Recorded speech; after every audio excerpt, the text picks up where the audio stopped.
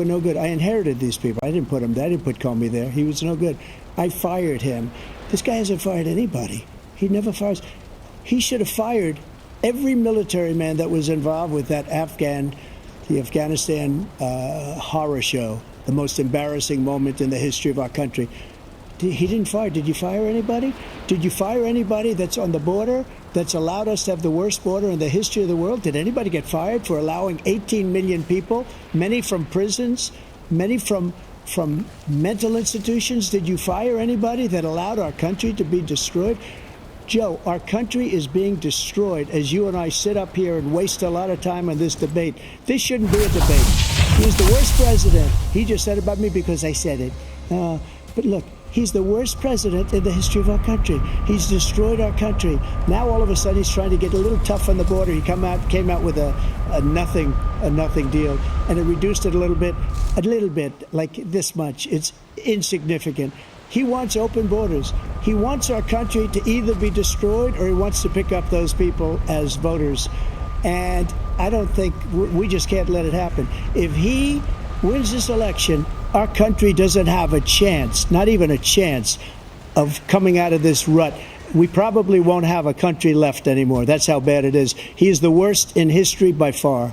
Thank you, President Trump. President Biden? We're the most admired country in the world. We're the United States of America. There's nothing beyond our capacity. We have the finest military in the history of the world, the finest in the history of the world. No one thinks we're weak. No one wants to screw around with us. Nobody. Number one. Number two, the idea that we're talking about worst presidents. I wasn't joking. Look it up or go online. 159 and 58, don't hold me the exact number, presidential historians, they've had meetings and they voted who was the worst president in American history. One through best to worst. They said he was the worst in all of American history. That's a fact. That's not conjecture. He can argue they're wrong, but that's what they voted. The idea that he is doing anything to deal with child care, he did virtually nothing to child care. We should significantly increase the child care tax credit. We should significantly increase the availability of women and men or single parents to be able to go back to work. And we should encourage businesses to have. Thank you, President Biden. President Trump, the question was about what would you do to make child care more affordable, if you want to take your minute. Just so you understand, we have polling, we have other things that they rate him the worst because what he's done is so bad. And they rate me, I'll show you, I will show you, and they rate me one of the best, okay? And if I'm given another 4 years, I will be the best. I think I'll be the best. Nobody's ever created an economy like us. Nobody ever cut taxes like us. He's the only one I know. He wants to raise your taxes by 4 times. He wants to raise everybody's taxes by 4 times. He wants the Trump tax cuts to expire. So everybody, including the two of you, are going to pay 4 to 5 times. Nobody ever heard of this before. All my life, I'd grow up and I'd see politicians talking about cutting taxes. When we cut taxes, as I said, we did more business. Apple and all these companies, they were bringing money back into our country. The worst president in history by far, and everybody knows it. President Biden? Look, the fact of the matter is that he's dead wrong about he's increased the tariff. He will increase the taxes on middle-class people. I said I'd never raise the taxes on anybody making less than $400,000. I didn't. But this tariff is 10% tariffs. Everything coming into the country, you know what the economists say? That's going to cost the average American $2,500 a year more because they're going to have to pay the difference in food and all the things that were imported. Number two, he's in a situation where he talks about how he has not raised, he's somehow helped the middle class. The middle class have been devastated by you. Now you want a new tax cut of $5 trillion over the next 10 years, which is going to fundamentally bankrupt the country. You have the largest deficit of any president in American history, number one. Number two, you have not, in fact, made any contact, any progress with China. We are the lowest trade deficit with China since 2010. Thank you, President Biden. Thank you, President Biden. Let's discuss an epidemic impacting millions of Americans that both of you have made a top priority in your first term, the opioid crisis. And for both of you, the number of overdose deaths in this country has gone up. Under your term, it went up. Under your term, it has gone up. former President Trump, despite the efforts that both of you have made, more than 100,000 Americans are dying from overdoses every year, primarily from fentanyl and other opioids. What will you do to help Americans right now in the throes of addiction who are struggling to get the treatment they need? To finish up, we now have the largest deficit in the history of our country under this guy. We have the largest deficit with China. He gets paid by China. He's a Manchurian candidate. He gets money from China. So I think he's afraid to deal with them or something. But do you notice he never took out my tariffs because we bring in so much money with the tariffs that I imposed on China. He never took them away. He can't because it's too much money. It's tremendous. And we saved our steel industries, and there was more to come, but he hasn't done that. But he hasn't cut the tariffs because he can't, because it's too much money. But he's got the largest deficit in the history of our country, and he's got the worst situation with China. China's going to own us if you keep allowing them to do what they're doing to us as a country. They are killing us as a country, Joe, and you can't let that happen. You're destroying our country. So, President Trump, you have 67 seconds left. The question was, what are you going to do to help Americans in the throes of addiction right now who are struggling to get the treatment they need? Jake, we were doing very well at addiction until the COVID came along. We had the 2.5, almost 3 years of like nobody's ever had before, any country, in every way. And then we had to get tough. And it was the drugs pouring across the border where it started to increase. We got great equipment. We bought the certain dog that's the most incredible thing that you've ever seen, the way they can spot it. We did a lot, and we were getting very low numbers, very, very low numbers. Then he came along. The numbers, have you seen the numbers now? It's not only the 18 million people that I believe is even low because the gotaways, they don't even talk about gotaways. But the numbers of the amount of drugs and human trafficking in women coming across our border, the worst thing I've ever seen, at numbers that nobody's ever seen under him because the border's so bad. But the number of drugs coming across our border now is the largest we've ever had by far. President Trump, thank you. President Biden? Fentanyl and the byproducts of fentanyl went down for a while. And I wanted to make sure we use the machinery that can detect fentanyl, these big machines that roll over everything that comes across the border. And it costs a lot of money. That was part of this deal we put together, this bipartisan deal. More fentanyl machines, more to be able to detect drugs, more numbers of agents, more numbers of all over the border. And when we had that deal done, he called his Republican colleagues and said, "Don't do it. It's going to hurt me politically." No, he never argued it's not a good bill. It's a really good bill. We need those machines. We need those machines. And we're coming down very hard in every country in Asia in terms of precursors for fentanyl. And Mexico is working with us to make sure they don't have the technology to be able to put it together. That's what we have to do. We need those machines. Thank you, President Biden. President Trump, and again, the question is about Americans in the throes of addiction right now struggling to get the treatment they need. Well, because this does pertain to it. He ended Remain in Mexico. He ended catch and release. I made it catch and release in Mexico, not catch and release here. We had so many things that we had done, hard negotiations with Mexico, and I got it all for nothing. It's just like when you have a hostage. We always pay $6 billion for a hostage. Every time we say there's a hostage.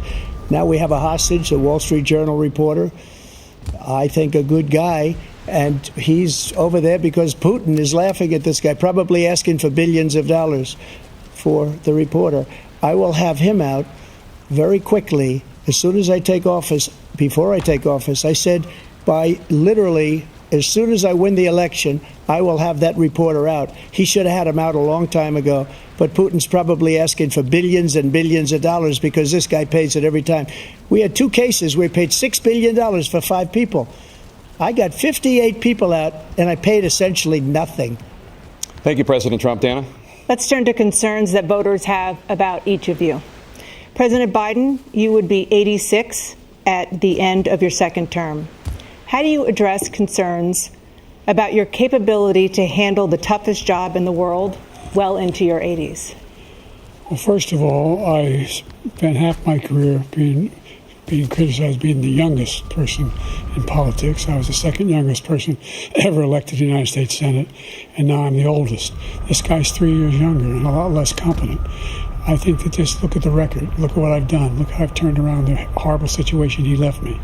As I said, 15 million new jobs, 800,000 manufacturing jobs, more investment in America, over billions of dollars in private investment in enterprises that we are growing. By the way, we brought off a lot of people. The whole idea of computer chips, we used to have 40% of the market. We invented those chips, and we lost it because he was sending people to find the cheapest jobs overseas and then bring home a product. So I went to South Korea. I convinced Samsung to invest billions of dollars here in the United States. And guess what? Those fabs, they call them, to build these chips, those fabs pay over $100,000. You don't need a college degree for them. And there's billions, about $40 billion already being invested and being built right now in the United States, creating significant jobs for Americans from all over the world. President Biden, you have 40 seconds left. Would you like to add anything? Yeah, I would. The idea that somehow we are this failing country. I never heard a president talk like this before.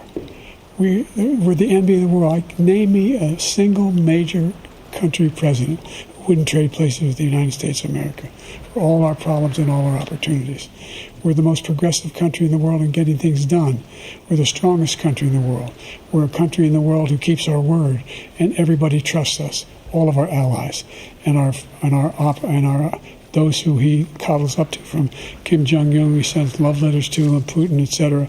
They don't want to screw around with us. Thank you. Former President Trump, to follow up, you would be 82 at the end of your second term.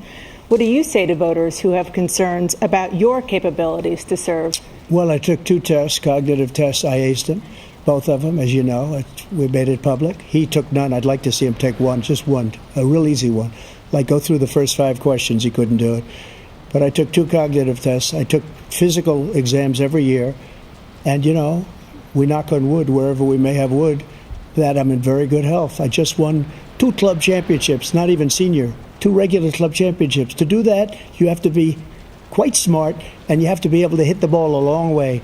And I do it. He doesn't do it. He can't hit a ball 50 yards. He challenged me to a golf match. He can't hit a ball 50 yards. I think I'm in very good shape. I feel that I'm as in good a shape as I was 25, 30 years ago. Actually, I'm probably a little bit lighter, but I'm in as good a shape as I was years ago. I feel very good. I feel the same. But I was willing to take a cognitive test. And you know what? If I didn't do well, I aced him. Dr. Ronnie Jackson, who's a great guy when he was White House doctor. And then I took another one, a similar one. And one of them said they'd never seen anybody ace him. Thank you. President Biden? You can see he is 6'5" and only 223 pounds, or 235 pounds. Well, you said 6'4", 200. Well, anyway, that's what anyway, just take a look at what he says he is, and take a look at what he is. Look, I'd be happy to have a driving contest with him. The reason I got my handicap, which when I was vice president, down to a 6. But by the way, I told you before, I'm happy to play golf if you carry your own bag. Think you can do it? He's a 6 handicap of all. I was an 8 handicap. 8. But I have, I've seen you swing. I know you swing. Okay, let's not act like children. President Trump, we're going to turn Let's not act like children. to a specific concern that voters have about you. Will you pledge tonight that once all legal challenges have been exhausted, that you will accept the results of this election, regardless of who wins, and you will say right now that political violence in any form is unacceptable? Well, I shouldn't have to say that, but of course I believe that. It's totally unacceptable. And if you would see my statements that I made on Twitter at the time, and also my statement that I made in the Rose Garden, you would say it's one of the strongest statements you've ever seen. In addition to the speech I made in front of, I believe, the largest crowd I've ever spoken to, and I will tell you, nobody ever talks about that. They talk about a relatively small number of people that went to the Capitol, and in many cases were ushered in by the police. And as Nancy Pelosi said, it was her responsibility, not mine. She said that loud and clear. But the answer is, if the election is fair, free, and I want that more than anybody. And I'll tell you something. I wish he was a great president, because I wouldn't be here right now. I'd be at one of my many places enjoying myself. I wouldn't be under indictment because I wouldn't have been his political opponent. because he indicted me because I was his opponent. I wish he was a great president. I would rather have that. I wouldn't be here. I don't mind being here. But the only reason I'm here is he's so bad as a president that I'm going to make America great again. We're going to make America great again. We're a failing nation right now. We're a seriously failing nation. And we're a failing nation because of him. His policies are so bad. His military policies are insane. They're insane. These are wars that will never end with him. He will drive us into World War III, and we're closer to World War III than anybody can imagine. We are very, very close to World War III, and he's driving us there. And Kim Jong-un and President Xi of China, Kim Jong-un of North Korea, all of these, Putin, they don't respect him. They don't fear him. They have nothing going with this gentleman, and he's going to drive us into World War III. You want a World War III, let him follow and win, and let Putin say, do what you want, NATO. Just do what you want. There's a thing called Article 5. An attack on one is an attack on all, a required response. The idea, I can't think of a single major leader in the world who wouldn't trade places with the job I've done and what they've done. Because we are a powerful nation. We have wonderful people. It's because of the people, not me. It's because of the American people. They're capable of anything, and they step up when they're needed. And right now, we're needed. We're needed to protect the world because our own safety is at stake. And again, you want to have a war, just let Putin go ahead and take Kyiv, make sure they move on, see what happens in Poland, Hungary, and other places along that border. Then you have a war. President Trump, as I come back to you for a follow-up, the question was, will you accept the results of this election, regardless of who wins? Just to finish what he said, if I might, Russia, they took a lot of land from Bush. They took a lot of land from Obama and Biden. They took no land, nothing from Trump, nothing. He knew not to do it. He's not going to play games with me. He knew that. I got along with him very well, but he knew not to play games. He took nothing from me. But now he's going to take the whole thing from this man right here. That's a war that should have never started. It would have never started, ever, with me. And he's going to take Ukraine. And, you know, you asked me a question before, would you do this? He's got us in such a bad position right now with Ukraine and Russia. Because Ukraine's not winning that war. He said, I will never settle until such time. They're running out of people. They're running out of soldiers. They've lost so many people. It's so sad. They've lost so many people, and they've lost those gorgeous cities with the golden domes that are 1,000 years old, all because of him and stupid decisions. Russia would have never attacked if I were president. Trump, the question was, will you accept the results of the election, regardless of who wins? Yes or no, please. If it's a fair and legal and good election, absolutely. I would have much rather accepted these. But the fraud and everything else was ridiculous. And if you want, we'll have a news conference on it in a week. Or we'll have another one of these in a week. But I will absolutely, there's nothing I'd rather do. It would be much easier for me to do that than I'm running again. I wasn't really going to run until I saw the horrible job he did. He's destroying our country. I would be very happy to be someplace else, in a nice location someplace. And again, no indictments, no political opponent stuff, because it's the only way he thinks he can win. But unfortunately, it's driven up my numbers and driven them up to a very high level because the people understand it. Let's see what your numbers are when this election is over. Let's see. You're a whiner. When you lost the first time, you continued, you appealed and appealed to courts all across the country. Not one single court in America said any of your claims had any merit, state or local, none. But you continue to provoke this lie about somehow there's all this misrepresentation, all this stealing. There is no evidence of that at all. And I tell you what, I doubt whether you'll accept it because you're such a whiner. The idea, if you lose again, you accept it anyway, you can't stand the loss. You can snap and you the loss. We'll be right back with more from the CNN presidential debate, live from Georgia.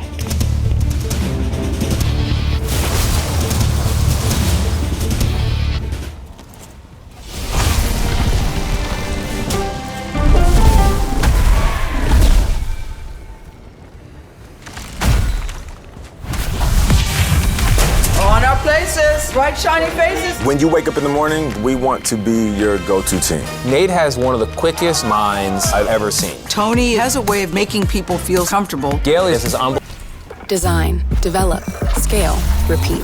Wix Studio, the platform for agencies and enterprises. Feeling Claritin Clear is like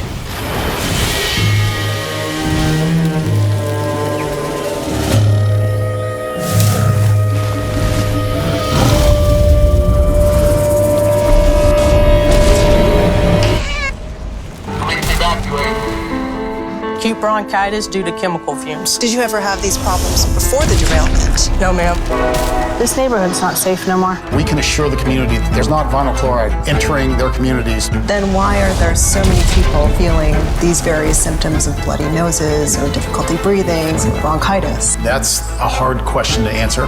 We're talking about one of the most blatant releases of a mixture of some of the most toxic chemicals that we've seen in America. I feel like now I have a duty to warn other communities. If my daughter has to watch me die of cancer, at least it saves someone else.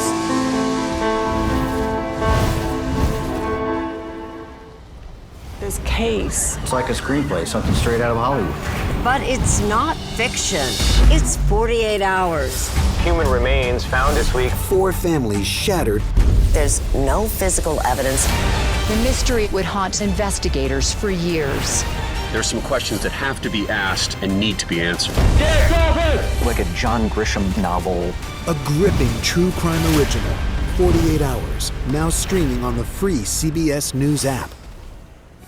Stories that inform. Or you can be really old at 60, and you can be really young at 85. Inspire. How do we unlock the power within ourselves to be who we want to be? And brighten your day. The best part of fame is making people feel good. Always send the people home happy. Make every day a little more like Sunday morning. Here comes the sun. Stream now on the free CBS News app. Hello, everyone, and welcome to our Dragon capsule here in space. Sightseers in space, the thrill of a lifetime. Seeing the Earth from space, it was so exhilarating. But the risks that come with the territory. There have been 4 fatal accidents. That's a 1% fatal accident rate. Might make you look before you launch. If you had 1 out of 100 airplanes falling out of the sky, we'd have a public crisis. Space tourism, now streaming on the free CBS News app. I think I asked direct questions. I don't know that they're tough questions per se. Why aren't you holding yourself to that standard? It doesn't look like Congress is doing anything. What has to happen? That's the role of Face the Nation, to focus on the issues at hand. And that means a civil conversation with perspective.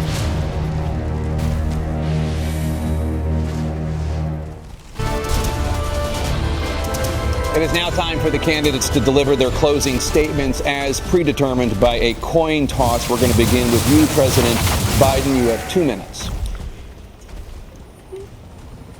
We've made significant progress from the debacle that was left by President Trump in his last term. We found ourselves in a situation where, number one, we have to make sure that we have a fair tax system.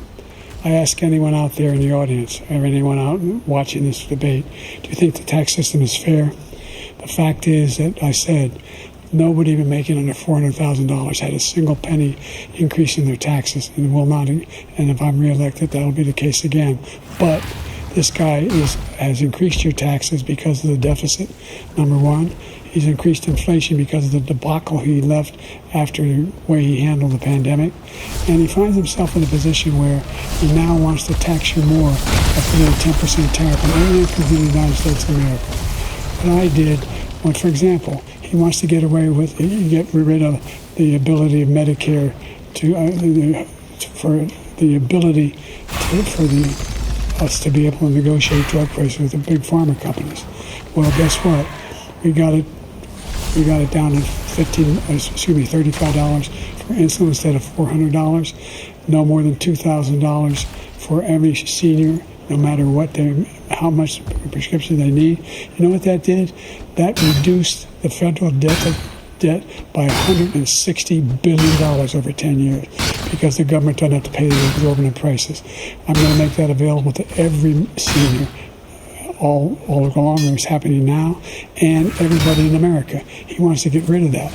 I'm going to make sure that we have child care. We're going to significantly increase the credits that people have for child care. I'm going to make sure we do something about what we're doing on lead pipes and all the things that are causing health problems for people across the country. We're going to continue to fight to bring down inflation and give people a break. Thank you, President Biden. President Trump, you now have 2 minutes for your closing statement. Like so many politicians, this man is just a complainer. He said, we want to do this, we want to do that, we want to get rid of this tax, that tax. But he doesn't do anything. All he does is make our country unsafe by allowing millions and millions of people to pour in. Our military doesn't respect him. We look like fools in Afghanistan.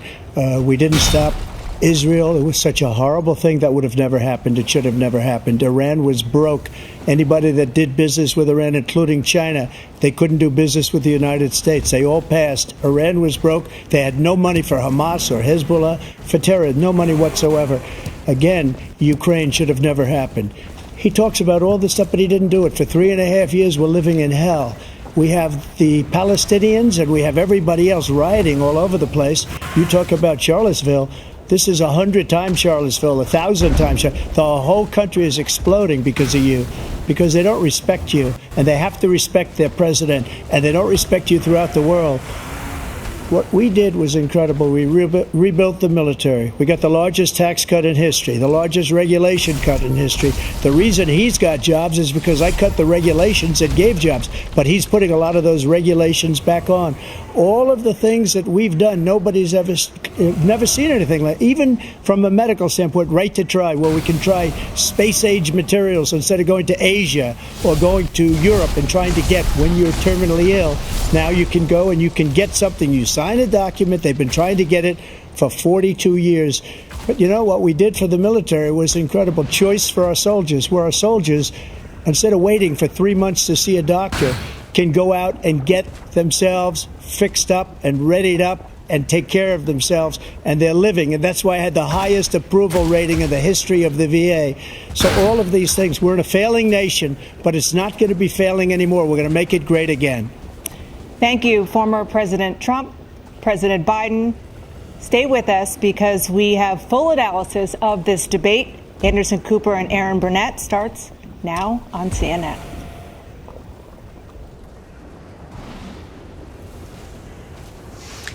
And so the first presidential debate of the 2024 election season is in the books. As you witnessed, President Biden opening this debate and continuing with a very shaky voice, a raspy voice that we have learned from advisors close to him that apparently he's had a cold for the past several days.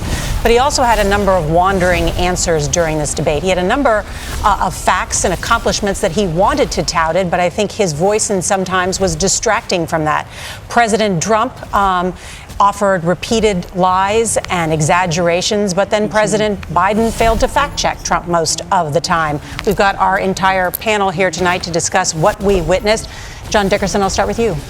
For the majority of Americans who don't want this choice, the debate met those expectations. I think you characterized it correctly. What we heard about President Biden is people who know him said, when he was underestimated in the 2020 campaign, people said, look to his convention speech and he exceeded expectations. They said, look to his State of the Union addresses when he exceeded expectations. On the debate stage, he came in well under expectations, both as a matter of performance and as arguing for why his vision for the future is better. As you mentioned, Donald Trump gave fantastical, delusional answers on January 6th, on Charlottesville, on what he said about the theft of the last election. And that matters because he's trying to convince people who saw things with their own eyes that what they saw was not so.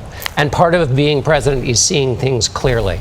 So how the voters will make something of this, I'm not sure. But for President Biden, who had the behavioral challenge tonight, that's the theatrical challenge.